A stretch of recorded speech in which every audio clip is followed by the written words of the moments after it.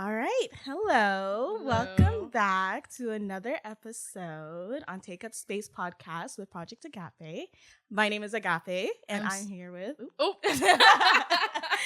I beat you. Okay, and I'm Segolen. All right. Hi, Seglin. How are you doing? I am good. Excited Good. to be here. Yeah, me too. So today we're going to be talking about religion and spirituality and liberation. That's the topic of our podcast today. And before we start off, I want to say that our discussion today will include some sensitive topics related to sexual assault, rape culture, and the intersection of religion and spirituality. So if that may be too much or too overwhelming, I definitely encourage you to click off this video, or you can pause it and come back when you're ready. Okay, I also want to do a land acknowledgement and say that this podcast is recorded on and offers gratitude to the Algonquin unceded Anishinaabe territory in the entirety of Turtle Island. Woohoo! All right. Are you excited? Yes. Yeah. Okay. Yes, that's good. I kind of want to start off with the difference between spirituality and religion. Do you have any key topics that you can say about both? The difference between spirituality and religion. I feel like when I think of religion, I feel like it's usually when you all I guess agree or assign to a certain group, Yeah. and you all believe kind of the same thing. Mm-hmm. It's more I guess structured. Mm-hmm. Whereas I feel like spiritual can vary. I would say I'll explain later, but my version of spirituality is probably not the same as other people, and I Right. feel like when you meet other people it's very different. Mm-hmm. So I feel like spirituality is more individual versus religion is more of a collective Yeah, for idea. sure. Yeah, I would say the exact same thing. I think that religion has to do with more like a group of members who come together and have a more shared belief, whereas spirituality is more individual. It's whatever you believe in, whatever you want to give out to the world. Okay. That was a way better definition.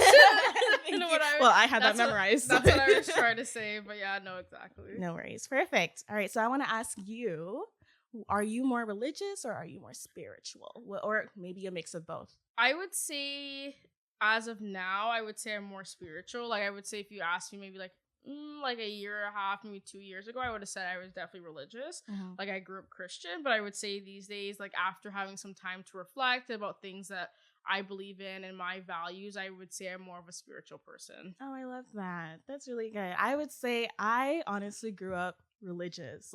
Go to church every Sunday, pray in the morning, in the afternoon, in the nighttime, go to all the church events that I can with my family. And from that, I feel like I found spirituality. As I grew older, I found spirituality because it was more individual, My family wasn't pressuring me to go to church as much. Well, they still pressure me, but not as much. So I got to have a more, personal relationship with God because I believe in God. And yeah, I say my religion is Christianity. Are you in any religious aspects or just spiritual? No, I would keep it just spiritual. I feel like my issue with religious sometimes I feel once I learned a little bit more about Christianity and the slave trade and stuff, then now I think that's where I began to be I remember someone said would you still be a Christian if it hadn't been forced upon your people? And I was like, that's a great question. I was and I do believe there's a higher power. I think there is, I guess, for the sake of a God. I which God, I don't know. So I believe there's more to life and spiritual and afterlife, but that's as far as the thoughts have gone. I should probably give it some more thought eventually, but I think that's just kind of where my stance is right now. And I'm not opposed to maybe going back to Christianity. It just doesn't align with how I am today, but that doesn't necessarily mean I wouldn't go back. And I think my biggest turnoff, I'll be honest, is more of the people in the church than it is the religion itself. So yeah.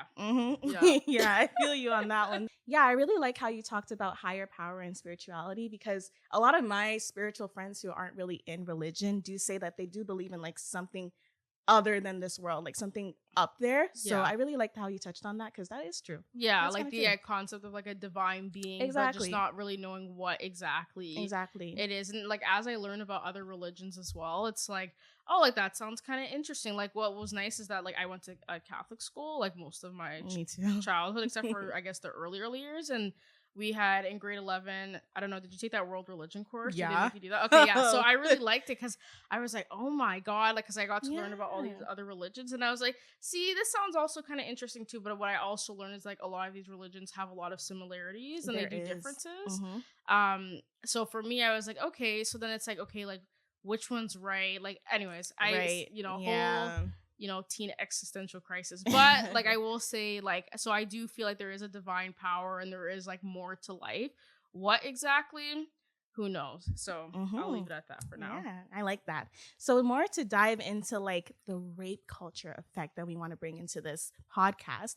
There are obviously many different views and perspectives of rape culture on different religions, and more so like we can talk in the general aspect of like Christianity. Yeah. What type of undertones do you think are shown in different religions or in Christianity? I'll stick to Christianity because I don't really want, like, I'm not well versed enough in other religions to tap on it. But like I said, because a lot of religions are similar, I feel like they can relate. I think the concept of being, like, I think it comes from like the concept of like the man being the head of the house, and like a woman has to be submissive, and like this is how a woman's supposed to be. She's supposed to.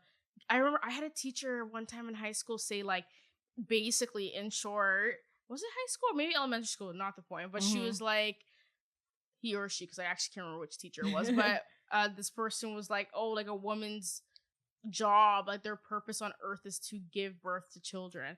Okay. And I was like, at the time, I just kind of whatever, but that's such a wild thing to say to somebody. Especially as a kid. Hello. I was just like, I feel like we have more value. Like, obviously we can do something that's very special and very unique. Like, we can give birth, to children. But I'm like, I feel like, we have more value and we bring more to the table. We definitely do. We definitely do. And not everybody can have children. So, like, you know what I mean? So I was just like, okay, so what do you say to someone who can't have children? Exactly. Are they less of a woman? Are they, like, you know what I mean? Less of a person? Like, I feel like putting that kind of mentality in people's head is what causes, like, I think is very difficult for women. Actually, have you watched The Handmaid's Tale? No, I haven't. What's it about? So The Handmaid's Tale is basically like the US, like, year, like it's like a dystopian, like, it's a book and a TV show now, basically about like it's like a world it's the US, but it's called Gilead now, where women have they go back to like the olden days, like Bible. So they have like an issue where they can't they have a low birth rate, like a lot of people can't have kids. So they take the people who can't have kids and make them like handmaids to like couples who can't have kids. So like it's like husband and wife, and then there's the handmaid. And the handmaid, so basically the husband rapes the handmaid because it's rape. Oh no. And what's it called? And forces them to have kids, and then they just pass you on to another house. So you're a handmaid for like different houses. Okay. It's like super messed up, but it's actually very, very good. Like, it's a really good book. And the TV show, chef's kiss. You should watch it. But it's that concept because one of the main characters, without spoiling for anybody, Serena can't have kids, which is how, and they talk a lot about her, but like a lot of these women were like, oh, like, because I can't have kids, they felt less than. So like once they were able, then they're like, oh, these handmaids are like a gift from God because they can give me, what I can't have, and like they can, like, I can serve my purpose to God, which is have kids and be a wife. But I feel like you're more than that, right? Like, not, and some people don't even want kids, which we'll talk about another day. In another episode. So I'm like, anyways, the whole statement is very problematic to me. But so, see, I went on a tangent. I forgot what I was talking about. I was talking about like that's how it leads to the undertone of like rape culture and religion. There was a point to this. What was the question again? I was asking what undertones. You answered. Yeah. Okay. Great. So perfect. I just feel like with the Christianity and stuff, the idea of being submissive, like your value as a woman. Yeah. And I think that in turns makes men, for the most part, like not like respect women and don't see them as more than a person that gives birth to babies and cleans the house and washes dishes. So I think religion plays a role into that. And you could argue, is it actually like the religion at its core itself, or is it the people? Is it the people? Yeah. So because again, the Bible isn't, you're not supposed to take the Bible literally, right? So it's like, okay, but the Bible says you have to serve your husband. Like, do they literally mean that?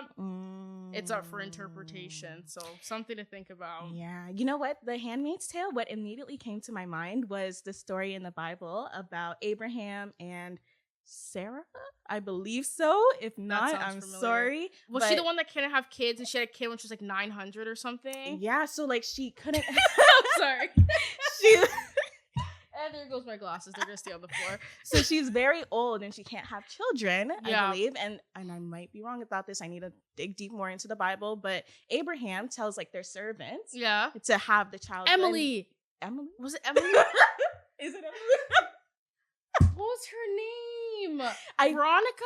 No, No, that was the girl who wiped Jesus' face. Well, you know what? I will not be able to remember that name, but you're getting the story to where but I know what you're talking about. Exactly. Yeah. So that really like took into me, and that was like, okay, there are some things in the Bible that can literally be taken literally, which should not be the case. Yeah, the Bible also says to like kill people. Like, exactly. It's like I can't remember and I'm like you're supposed to kill a witch. Like I don't think they actually want you to kill a witch. People, and like how do you define against the 10 Commandments? Yeah. So well, that's a whole nother section. That's a whole nother story. Yeah. But yeah, so the whole thing about gender roles and submission about you were talking about, and how the male is like the dominated lead, and like whatever the male does is whatever happens, like the most dominant figure in the family, right? That can also lead to rape culture, because then women are kind of put into this little cage where like they have to be submissive. Like in the Bible, it tells to submit to your husband. See, right? You knew the verse. I was like, it's something like that. Yeah, submit to your husband. And it's like, okay, so all these things are being told to someone. So how are we supposed to interpret it? Are we supposed to interpret it literally or figuratively? A whole lot of stuff like that can also lead to rape culture and religion. So another thing I wanted to talk about was the silencing of survivors. I really like that topic. Yeah. Because it can lead to a whole vast things that we can talk about. So I would say that silencing survivors, like, for example, let's say a woman, a Christian woman, she unfortunately gets like raped or something like that. Yeah. I feel like in Christianity, depending on who the male is, it's mostly seen like, oh, like don't ruin their figure, like don't ruin their perspective on other people. Don't say things, keep it quiet, don't talk about it. Like because it's a reflection of the man for letting it, like, you know what I mean? It's like, oh, like that happened to your wife. Like, what does that say about? So it's not actually about her. It's about not about him. her. Yeah. Because it's like, oh, like, what kind of man are you? Yeah. Exactly. Yeah. And it's all in the idea of the man. Nothing is ever tailored towards the woman, which is not a good thing. That's really, really bad. So that's just one aspect of how rape culture can be in religion. Another one I wanted to talk about is the idea of forgiveness. Yeah. That's a really deep one. In the Bible, it says to forgive others. Yeah. I think it's like forgive another person for 40 times for you, something like that, some 4 number. Yeah. And it's like, do we really like, is that supposed to be taken literally in every aspect? Like forgiveness? Like obviously it's good to forgive, but there are some things that are past forgiveness, and Christianity definitely encourage you to forgive even the worst of the worst, right? So what do you feel about that one? I think I will say this. I feel like forgiveness can be good, as in like sometimes you have to forgive the person not for them, but for yourself, right? To be able to, move on. And I can respect that. But yes, I think with Christianity, it's like, forgive and like forget and pretend it didn't happen. Like that's their version of forgiveness. Yeah. Which I think it's in the like Judaism, like in the Jewish religion. I think you can't forgive someone if they don't ask for forgiveness. Don't cancel you guys. Don't if that's wrong. But I'm pretty sure I learned once that like in order to like forgive someone, they actually have to ask for forgiveness. I see. Because I remember learning that in school and be like, see, that I agree with, because at least they apologize. You know what I mean? Yeah, exactly. It's like someone's asking for your forgiveness, and it's up to you to actually forgive them. It's not this like blanket statement like, oh, you should forgive people. Like, like how was it in the Our Father? It's like, forgive us those who trespass. Forgive us our trespasses as we forgive those who trespass against us. See, I can't say without saying the whole prayer. So I was like trying to think about it in my head, but so I think forgiveness is just like they use it as like a way to be like, oh, just forget about it. Like, why can't you just forgive? Why can't you?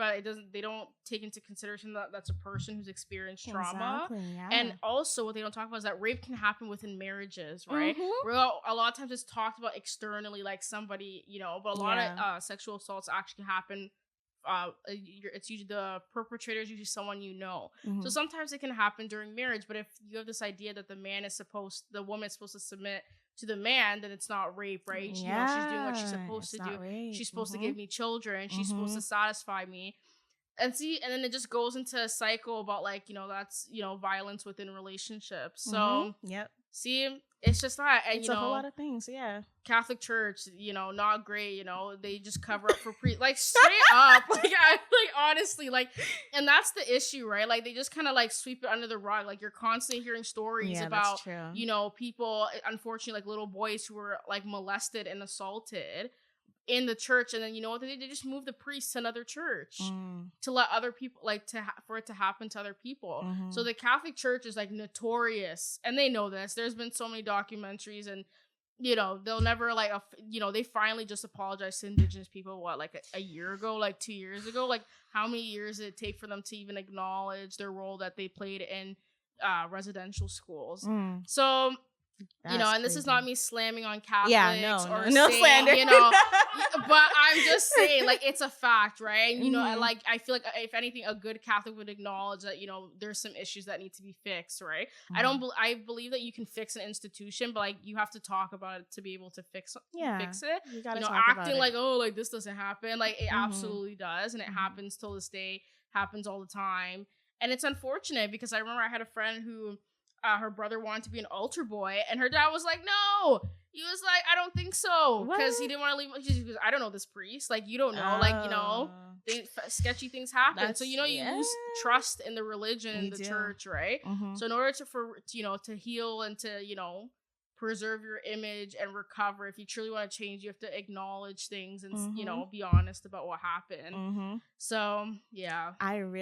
All those key points, I just kept nodding my head because, whoa, you just kept bringing them. Amazing. I also wanted to touch on the subject of victim blaming, because I feel like that's a really big thing. And, like, victim blaming is more, once again, based on the woman. Like, you don't see, like, men out there getting victim blamed, like, oh, like, something happened to you, whatever. You know, it's always like, oh, I'm so sorry, let's talk about this. But for women, it's more like, oh, you basically deserved it. Which, what? Like, I can remember when I was in, I go to church still, but when I went to this old church, I literally got told by the pastor to stop dressing a certain way. Mind you, I was maybe like 14, 15. Like, that's crazy. It's not even like I was, exactly, it is crazy. It's not even like I was dressing a certain way. I was just, I have more bodacious, you know, assets. And so those, those through shirts or like through pants or dresses can attract the male gaze, right? And so I should change myself.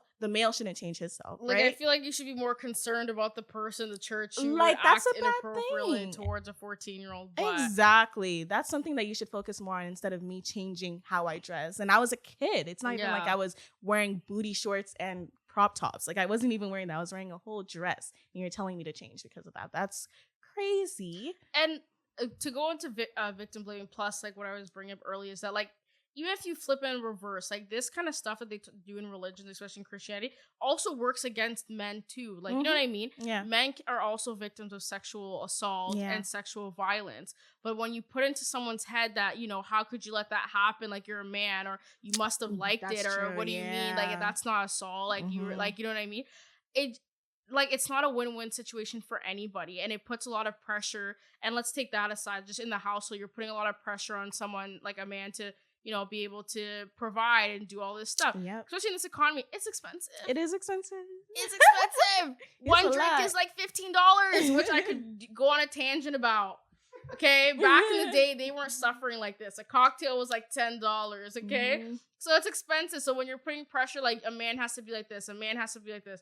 You know, he can't show emotion. This kind of stuff can't happen to him. This is why men have high suicide rates as well. That is true. So I feel like, you know, like, the problem with religion is that, not religion itself, but we'll say, you know, the people, you know, and a lot of churches and, like, you know, worship places and stuff like that, is that the pressure and the messages they send to men is also hurts men. You know, just because they're quiet, you know, they're not as vocal, like, you know, let's say, like, how a woman is, doesn't mean they're not suffering on the inside. Exactly. So I feel like, you know, there are a lot of churches that are working towards it. Like, you hear about, like, LGBTQ plus churches, you hear about, like, a safe space churches, and you can see people trying to create their own inclusive churches, and I think they're moving in the right way. Yeah. And we still got a lot of work to do, because I went to a church maybe 3 years ago. It wasn't that long ago, and they were saying some stuff, and I was like, okay. I was nice enough to sit there because I was with my mom and I wasn't gonna walk out, but I was like, don't ever bring me back here ever again. I was like, I will never step, like, you know what I mean? So I'm just like, but yeah, so I'll leave it at that. But no, yeah. Amazing key points brought again. You're killing it, Sigolin. Oh my goodness. Yeah. So I wanted to talk all of the stuff that we talked about today. I want to ask and bring some points to the surface on how we can redefine rape culture and religion. How do you think that we can change the way that we've unfortunately been the past few years, the past few decades actually, and change them into a more light and, wholehearted way that we can accept people and love people more, I guess? I think in this case, it's not necessarily redefining, because I feel like there's nothing to redefine. I think it just needs to be brought forward, and it has to be talked about. It has to be acknowledged. Like this whole hush, hush, hush, don't talk about it. Like, it does nothing for anybody, and it just causes more problems. So I think it's more bringing it to the forefront, acknowledging it, having these conversations. Like, I remember, weren't they talking about... something about the Ontario curriculum. I don't remember off the top of my head. I wish I did. But anyways, like, there's always these pushback from parents, like, we don't want our kids to learn this. We don't want to, like, you should want your kids to learn this stuff, because when they know this stuff, they can also talk to you about this stuff. You always hear stories about this and this happened to me, but they're not telling their parents until like 20 years later. That's true, because they didn't feel like, they didn't know what it was. They didn't really understand what was going on, right? So, when knowledge is power. So when you when you give people knowledge, and the churches could be a perfect opportunity. Most people, when they're young, they want to like put their kids in church and church and Sunday school. Talk about this stuff in Sunday school. It's important. You can link it back to God however you want to do that, but like, you gotta acknowledge. You gotta acknowledge things. You gotta bring it forward. So it's not, for me, it's not redefining. It's like, it's just that these conversations need to be had. It's uncomfortable, but sometimes you gotta learn to be uncomfortable. Sucks to suck. Yeah, I love that. Yeah, so teaching children from a young age. Well, obviously there are some things you don't want to expose to your children at a very young age, like two hard things. But making sure that like people know that this is a problem. Misogynistic problems are out there, and we need to bring that to the surface, and we need to solve them, right? Also knowing, like, acknowledging the fact that many of the ideologies that we have so far, even in the Bible, they're from times ago. And like, if you really read the Bible, there are some things that shouldn't be taken literally, just like we said before. Yeah. More like, what's the word? Not figuratively, but there's also another word. But anyways, that's beside the point. There's many things that like you shouldn't be taken seriously, I guess, but more so like you need to. I've lost myself. More so you need to like metaphorically. That's the word. Metaphorically. There we go. Sorry, I was losing myself. Yeah. Okay. Metaphorically, and also like you said with the children and in the curriculum, also having education and awareness for like all these children, even in high school, even in university. In my university, I go to U Ottawa. Actually, like, I've been learning a lot of things going to university that I thought you were going to say something negative. I was going to be like, I'm here for the U Ottawa. You know what? What are you going to say that's negative? Oh, I didn't go to U Ottawa. That's why you go to Carleton? Yeah, I went to Carleton. Ew. So I was like, I'm ready. I was like, I'm ready for the No, the I'm shit sorry. There's only U good Ottawa. things about U Ottawa here. I'm so sorry. But there are many things that I've been learning through U Ottawa, through just going to university, that I really like. And if we bring more things to university, like, everyone's going to learn, So those are things that we can do to not only not redefine, but to bring to the surface and to make people aware of some things that we need to do, right? Yeah. Cool. Do you want to talk about empowering women's voices? Sure. Like, just in general? Yeah. Well, I think we need to empower more voices in the church. We need more female leaders. This is some feedback for the Catholic Church, whoever's listening. Mm-hmm. It's so outdated that a woman can't be a priest. That's where the Anglicans got it right. Like, I just think that, why can't a woman be a priest? Yeah. Why can she only be a nun? So I feel like, again, because you know what she's supposed to do? Give birth to kids. So wrong. Okay, right. She can do other things. So I feel like, we need to see. I've seen a few women pastors here and there, but for the most part, it's usually men. But usually the women run the choirs, or they do, soft. We need women vibes. Preachers. We need women, figures. If you want to bring people to church, you have to have people that look like them too, right? Yeah. So maybe there's some kid out there that's like, I want to be a pastor, but women can't be pastors. Of course you can. Yeah. Go crazy. say your stuff. So yes, I feel like, you know, empowering women. They can empower women again through messaging. Messaging is important. Reworking the curriculum. Yeah. Yeah. Also, I would say addressing victim blaming, because that's a really bad thing that we do right now. I saw on this podcast, I don't remember what podcast it was, but someone literally said that the first word they saw when they searched for victim was literally victim mentality, which, what? Yeah. What is that? Victim mentality? What do you say victim mentality would be? It's like the idea that the person's all like, poor me, instead of taking accountability for like the role they played in the issue. Exactly. Yeah. So, and I feel like that's definitely pushed on a lot of people, especially women. Definitely women in like rape culture. Like, oh, like you didn't really go through that much. You know, there's so much other women that have gone through much worse. Like, how can you know? Even if it's like they think that like sexual assault doesn't have to have a range to it. You know, sexual assault is just sexual assault, right? We can't just diminish like whatever aspect of sexual assault and say like you didn't really go through that much. Like that's horrible. And even like when things like escalate in sexual assault, the woman is going to think like, oh, this isn't really that big of a deal, let me just keep quiet. And that comes to like the hush situation that we have a lot. Like that's a lot in this society, and we need to get rid of that. That's horrible. No, I agree. Like the concept of comparing, like you can't compare that, right? Because it's not about the actual situation, it's the impact, right? So some people are like, you know, someone, I don't know, like grabbing your chest, you know, which has actually happened to me at the bar. No. Yes. Anyways, I won't get into that. Versus like, I don't know, something more like violent happening to someone. It's like, well, that's not the same, right? To me, like the situation still doesn't really bother me, you know, but you know, that could have happened to someone else and they could get really upset about it. They could have went home. They could, like, you know what I mean? So like the impact, you can't measure someone's impact. So you can't compare situations, right? It's like apple and oranges, it's not the same, and it's not for you to compare. So like regardless, like you should take someone's concern seriously. Exactly. I also feel like we're quick to blame the victim rather than the abuser, which is a whole topic on its own, but that is also something that we need to bring to the surface, acknowledge that, and change it, you know, like change it so that we blame the abuser and give responsibility to the abuser. Like, what are you talking about? And hold them accountable. Hold them accountable. That's the word. That's the word. You like how I sang that? Yeah, I did. That was amazing, actually. Some things we can also provide is support, you know, support for survivors, such as, say it with me, Project Agape. Oh, I was like, what? Sorry. I'm sorry. Let's try that again. Say it again. Say it with me. Project Agape. Honestly, joining Project Agape, like I feel like I'm just in a space where like if I were to talk to someone about something, I would not be judged. I would not be crucified. No, I don't know why I use that word, but I don't know why I use that word. Anyways, but none of the sort. I feel like I'll just be helped and I'll be loved. And there's a lot of loving people in this group. So if you want to join, you should join. It'll be amazing. And come to our events. Someone's protesting. Yeah.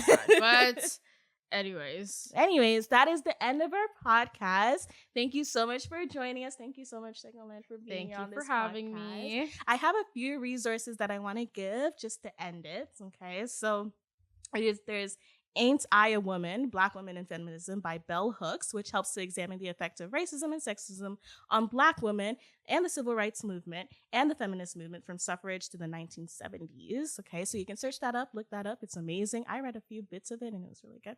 And there's also In the Spirit of Protest, Black Women, the Church, and the Struggle for Liberation by Rosetta E. Ross. And yeah, that's me. That's all. See you guys next time. Bye.